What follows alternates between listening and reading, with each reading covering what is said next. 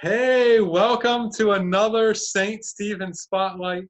Today, we are with the Finleys. We are with Steve and Mary Finley. How have the two of you been since all of this chaos started? We've been good. We've been pretty good. I mean, many of the church members know I got my transplant on July 9th. I am feeling 110%.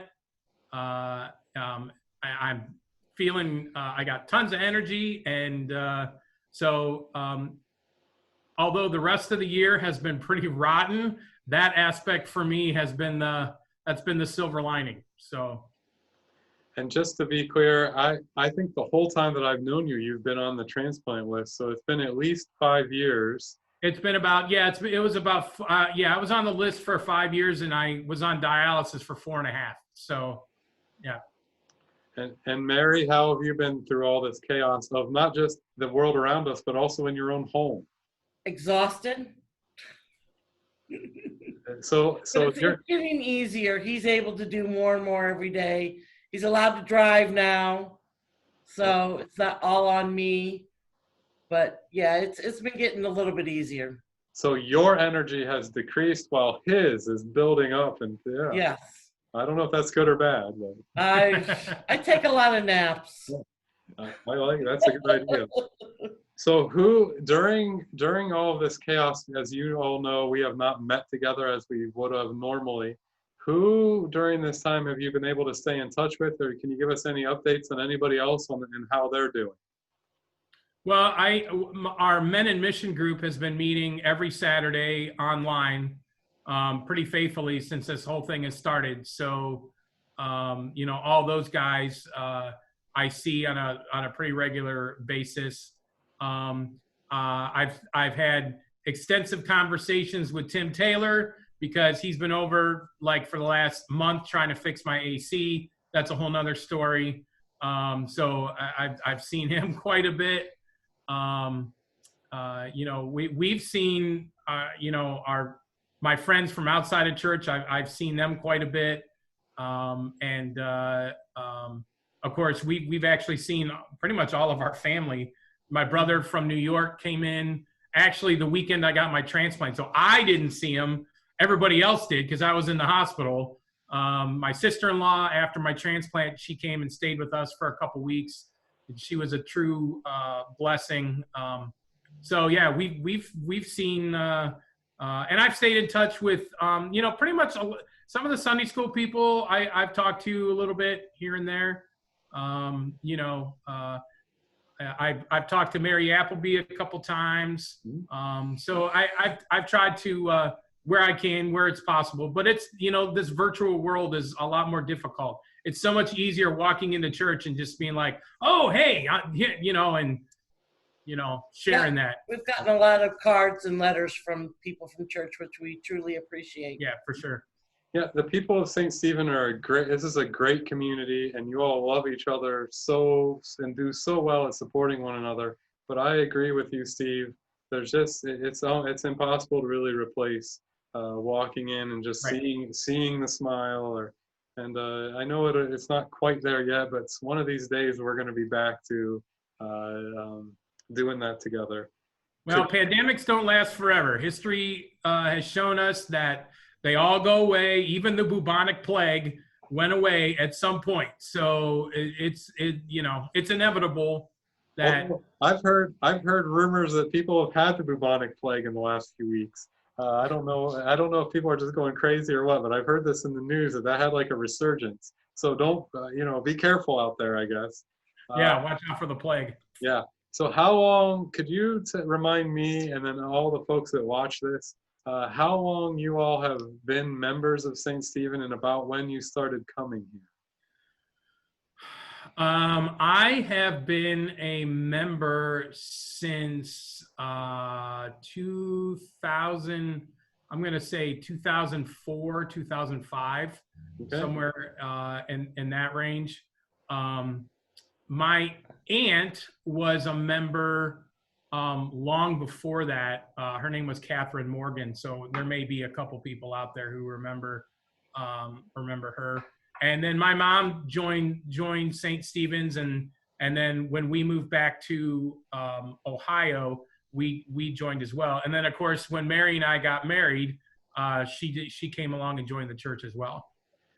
We spoke. I'm going a little bit off of all these questions I have, but we spoke before we were on being recorded together that that you began at St. Stephen with your wife, with your two boys, Jacob and Zachary, but then Right. also your wife Mary, whose picture is right behind Mary up on the Yeah. wall there.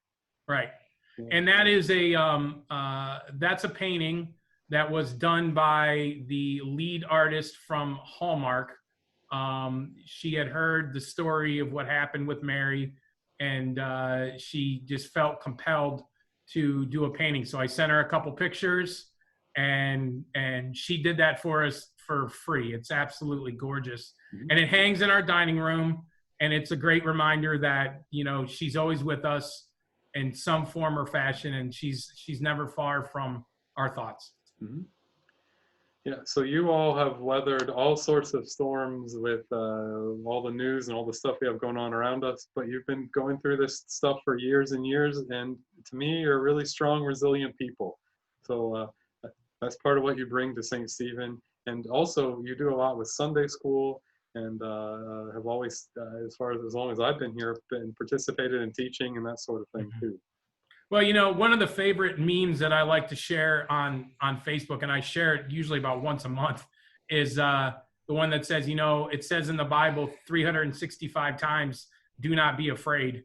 And that to me is the daily reminder that we are not to live in fear, that we are to trust in the Lord. And all the different things that I've been through, and we could talk for hours about the craziness of my life, but you know what? He's always seen us through it one way or another. So, we do have a deep faith, and that's what gets us through. That was in this past Sunday's gospel reading. We just read this past week from the 14th chapter of Matthew, and Jesus walks to the disciples in the boat with the storm, and that's right. And he says, and that's what our Men in Mission, we talked quite extensively about that on Saturday. So yeah. Oh, you should give me pointers one of these days of all the stuff you come up with. What is, in your opinion, in your experience, Mary and Steve, in your experience of St. Stephen, what would you say is a strength of our congregation? The deep friendship and love that we have for one another. I know that we don't always agree on everything, but at the same time, just because we disagree, we all still realize that we all have value, and that we all love each other, and that, you know, that's and I've been a Lutheran my entire life, and I've been to several Lutheran churches, and I can tell you that is not the case with every Lutheran church.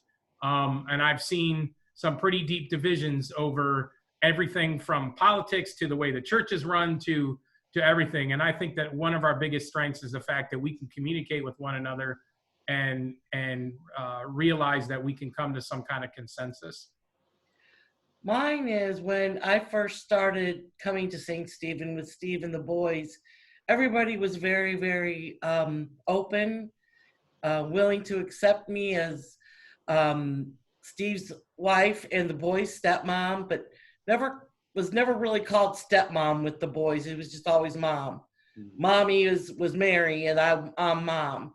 And how everybody has really opened their arms to me and was very, very accepting. Not anything bad about, you know, oh, who is that woman? Why is she here? You know, but it was very, very comforting. Yeah, I think you all have hit on a number of things that makes it meaningful and special to be called and to be God's people here at St. Stephen. And you've talked a little bit about the strength you all have together. And you're not just talking about it. You all, in your very lives and all the stuff you've been through and the way the church has been together while you've been through all that, exemplify it. It's talking about it, but also living it. And I think that's a great reminder for whoever would watch this of why being part of a community is special because it's where God can sort of speak to us and give us all strength together. So I'll be done preaching for a little while, and I'll go back to talking to you all. Someday we're going to meet together again, and we're doing it gradually now. What would you say is something you would really like to see us do better or really make part of who we are when we're all back together again? I would like to see us, and of course this is my own personal bias, but I'd like to see us focus more on our education program. I think that that is the foundation of the future for the church. And, you know, I really would like to see us really expound upon our education program and really focus on the youth because they're the ones that have so many distractions pulling them away from God and away from church. You know, us old farts, we're already in it. You know, I mean, they're not gonna, you know, nothing's gonna rock my faith. Nothing's gonna pull me away from the church, big C church. You know, nothing's gonna do that. But for these kids, they don't have the foundation, and it needs to start. If they're coming to church, we need to make sure that they're educated. And I think it provides a safety net for them too, because there's a lot of people out there wanting to take advantage of kids, and you know, by with crazy ideas and you know, cults and drugs and all this different stuff. And I think that a deep Christian education provides the armor that these kids are going to need as they traverse in the future. Mm-hmm. So I've read so many things that talk about the likelihood goes so high with families who bring their kids to church that they're likely to grow once they've been brought to church and participated in church, that they're likely to continue in church because their family made it important. So St. Stephen is a bit of a family, and then we all have individual families, but we come together, and we do need to emphasize that if we expect, you know, kids or hope for kids to, you know, grow up in the faith, that we have to start when they're little. And beyond that, there's a lot that says once a person's been raised in faith, they tend to weather things in their life better, like you all have. They prove to be more resilient because of their faith, and because they know God's with them. So this is the gift we're trying to give our kids. And I agree with you. I think we should do that better than we do it. I think we have a lot of kids around, and I think that should be done better. So that's a good. And it's not just like I was saying earlier. It's not just. I don't think it's just the church's responsibility as well. You know, we all make a promise in our baptism. The parents make a promise, and the congregation makes a promise that we're going to do everything we can to raise these kids in a Christian lifestyle and a Christian education. And so I think it needs to be more of a priority for some parents out there that they need to get their kids to church. I've raised my own teenagers. I understand the battles. I understand, what do you mean? I don't want to sleep in. I get it. I lived it. I've done it. But you know what? You got to do what you got to do. And I am 100% confident that my kids, as they get older, will continue in with the church. And I think that is because they had some wonderful Sunday school teachers at St. Stephen's all the way through. And so I attribute a lot of that to St. Stephen's, and I'm very appreciative for that gift that my own two have had. So Steve, we're going to continue to pray for your recovery. You know, I know that you've been through a lot, and you're sort of through the hardest part, I would say, but you still have ongoing things. Oh yeah. Mary, we're going to pray for your just strength and patience. First of all, because you have Steve there, but also just your energy. Jake and Zach too. Yeah, we're going to add, Jacob graduated, and it's just been a crazy year to graduate, and we're going to keep thinking of him. He was on. Both the boys have been absolutely wonderful. They've stepped up. They've really done a good job. Of course, now they're slacking off because Dad's feeling better, but going to the grocery store, helping me out, making sure I eat, do my insulin. And they have really, really been very, very good. Good. So then the other one that I didn't make sure I also mentioned, Zachary, who will also pray. We'll have all four of you on our prayer list this week. We've had him for a little while, but you're helping put faces to names for some people, because you've been on the prayer list and you're going to continue to be on there. I like to end our visits on these videos with, because I kind of go through hard, sort of challenging things to think about, with some kind of a book recommendation or a movie or a show recommendation or even a joke. Steve, we talked about how you got that beard. You might want to share that, or any joke. But yeah, I tell everybody that hasn't seen me for a while that I woke up from surgery and this is what happened. So, but that's not really the case, obviously. No, after school ended, I just decided this is going to be my protest beard, and I'm not going to shave it until either A, I get to go back to school, or B, this whole thing is over. So that's my excuse. In reality, it's more I've just been lazy and I don't want to shave. So, but I'll go with story number A, and we'll just keep it at that. Yeah, you look great. Any other book recommendations, jokes, anything else you want to share, Mary? Gosh, I haven't had time to really do anything like that. I did read a book, Why Willow Died. It was about the Parkland Why shooting. Meadow died. Why Meadow died. Why yeah. Meadow died. About the Parkland shootings in Florida a couple years ago. Okay. So, Really made me angry about the system and how I see a lot of it in our system, but it was a very, very unique book. Yeah, that's a book I actually recommended to her. I read it a while ago. It was written by the father of Meadow.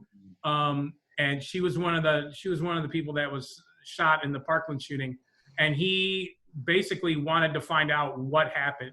He's not an educator. The guy is like a welder or something. He doesn't have a college degree, but he did this research, and it tells the whole story. And for those of you who have children in school, I highly recommend this book. It will make you angry. It will make you think, and you'll wonder how much of this is happening in your own school system. And I promise you, a lot of it is. Just for parents to get involved in their kids' schools. So Why Meadow Died. Why Meadow Died. Yeah. Mm-hmm. All right. Okay. Well, primarily I wanted to visit with you this way because, like I said, we've been thinking of you for years, and especially over the summer. And maybe I wanted to make sure people could see you, but also put a face to the name in the prayer request. Thank you for giving us your time, and we will continue to pray for you. By the time we get together, that beard, I expect it to be real. Like, I want it even down here. I mean, that's, Mary says yes. So yeah, right. Yeah. She hates it. So it's recorded, so no. Oh, okay. Hey guys, thank you for visiting with me. Thank you. Thank you, everyone. Okay. See ya. Bye.